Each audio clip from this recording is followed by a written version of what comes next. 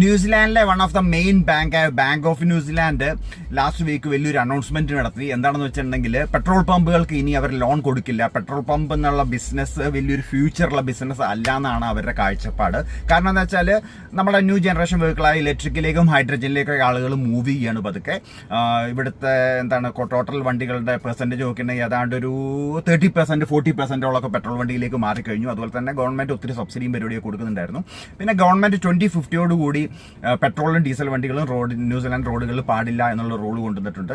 അതുപോലെ തന്നെ road user ചാർജുകൾ എല്ലാ വണ്ടികൾക്കും കൊണ്ടുവരികയാണ്. അപ്പോൾ ഇതൊരു ഫ്യൂച്ചർ ഇല്ലാത്ത സംഭവമാണ്. അതുകൊണ്ട് നിങ്ങൾ 2030 നിങ്ങൾ എടുത്തിരിക്കുന്ന ലോൺ മുഴുവൻ തിരിച്ച് റീപേ ചെയ്യണമെന്ന് ബിഗിനേഴ്സ് പറഞ്ഞിരിക്കുകയാണ്. എനിക്ക് തോന്നുന്നത് അത് ബാക്കിയുള്ള എല്ലാ ബാങ്കുകളും തന്നെ അത് ഫോളോ ചെയ്ത് അങ്ങനെയുള്ളൊരു അങ്ങനെയുള്ളൊരു രീതിയിലേക്ക് ന്യൂസിലാൻഡ് പോയിക്കൊണ്ടിരിക്കുകയാണ്. അങ്ങനത്തെ ഒരു സ്ഥിതിയാണ് കാണുന്നത്. ഓക്കെ, ഇങ്ങനെയുള്ള ന്യൂസുകളുമായിട്ട് ഇനിയും വരാം. Bye bye from New Zealand Mallu guys.